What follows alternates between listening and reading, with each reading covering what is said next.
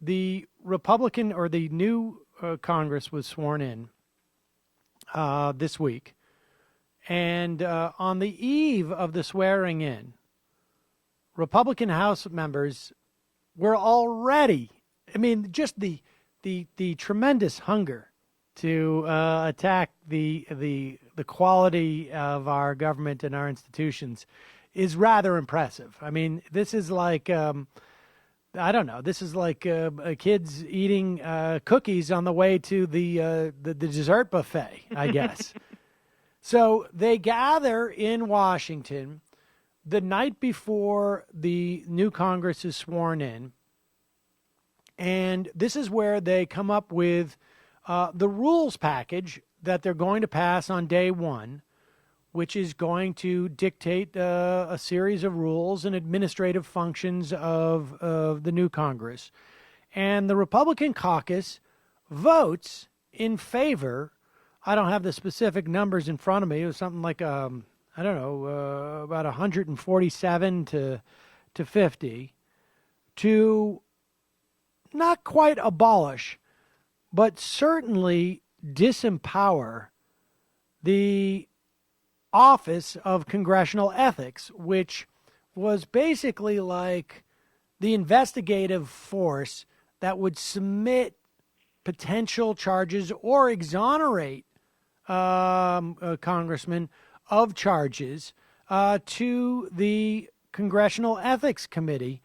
And then I guess all heck broke loose. Well, all heck broke loose because the media actually reported that this was happening, and apparently congressional offices were inundated, Republican and Democratic, with complaints from the public. I mean, keep in mind, I mean, this is the first thing they did. I mean, they didn't even, they didn't even name a post office or anything. I mean, they just came right in and said, the first thing we're going to do is get rid of this ethics office. This was after a campaign which was run against Hillary Clinton, and her nickname was Crooked Hillary.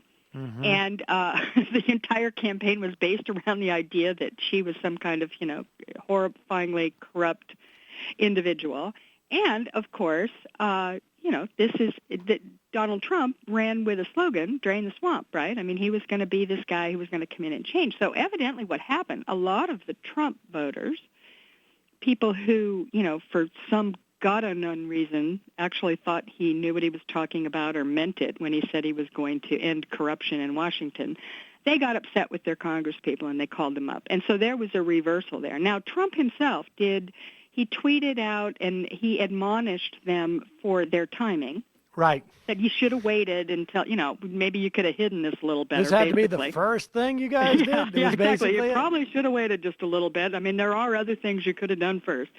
And, of course, many in the media rushed to give him credit for, being, some kind of, reformer or something. But, and, of course, I mean, let's put this in context. There has never been anyone as corrupt as Donald Trump ever even, been in a presidential transition, much less about to enter the White House. I mean, it's unprecedented, and I'm sure we'll talk about that. Right. So him saying anything about that is kind of a joke. But, yeah, so they ended up reversing that decision, and rather abruptly the next day, which was kind of interesting to me. I mean, I don't know about you, but, they're so overeager. They're like a bunch of, I was going to say puppies, but I think it's more like baby piranhas who are kind of just beside themselves and basically starting to chew on each other, right? Yeah. I mean, they're so excited that they couldn't control themselves enough to, think maybe we ought to put this one in maybe 2-3 months down the road. I know. I mean, this was, first off, we should say that Paul Ryan and Kevin McCarthy also thought this was a bad idea to do at this point. These are the leaders of the Republicans in the House. They didn't want this to go through at that time. They're not that stupid. Well, that's the thing, is that this is really a rookie mistake. And I found it interesting. There's a couple of things I think that I found interesting about this whole thing. One, the idea that they would actually take this vote now suggests to me that Ryan can't even talk to them about tactics, right? He couldn't even sell them on the idea like, hey, this is something you want to do in a couple of months. Like, this is not something you want to do right now. Trust me on this. They don't even have that kind of faith in him. Now, he won his speakership, I think, with all but one vote. So no specific danger there. But you don't get the sense that they really trust him. I mean, if you don't trust your Speaker of the House and the leader of your party, Kevin McCarthy, just about the timing of something that seems to be fairly non-urgent and so politically radioactive, I don't know what that says about your relationship with the leadership of the party. The other thing I think it says that it hasn't changed. I mean, this is right. that, Ryan, I think people forget just how unpopular he was. He got booed just the other day when Trump appeared at one of his victory rallies up in Wisconsin, and Ryan was there. And he got booed, and Trump had to say, oh, no, it's okay. I found out that he's an okay guy as long as he stays in line, ha, ha, right. ha. It was this sort of he's like a weird, fine wine. backhanded, compliment that he gave him.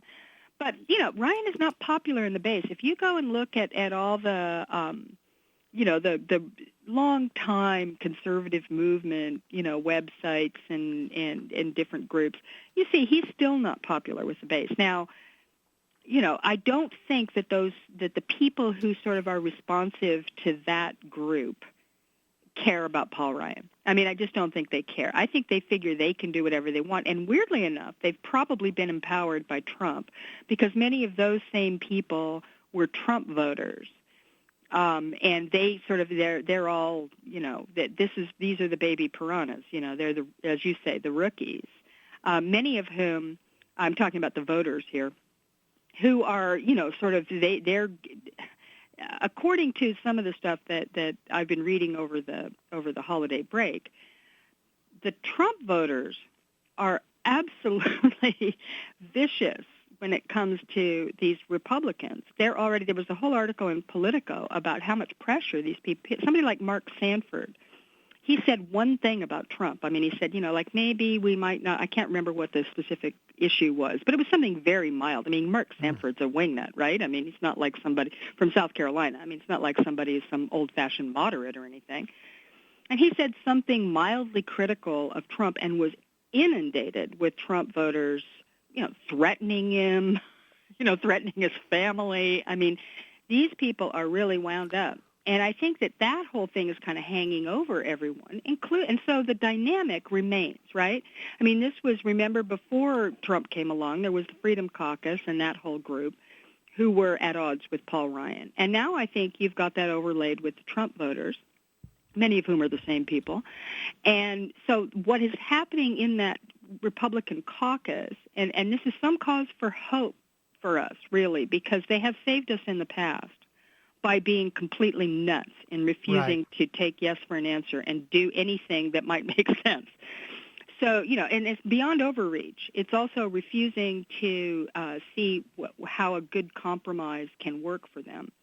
Ryan has had terrible problems trying to keep those people under control, and I think there's this first, little foray into governance, the fact that they rushed in and decided to, try and lift the ethics laws first, or the ethics processes first, tells you that Ryan doesn't have control, as you say, and that, this dynamic is going to continue even with a Republican president, which is kind of interesting because it may be all we have. I mean, the Democrats seem to be completely impotent, so, what are we going to do but sit back and watch, I guess.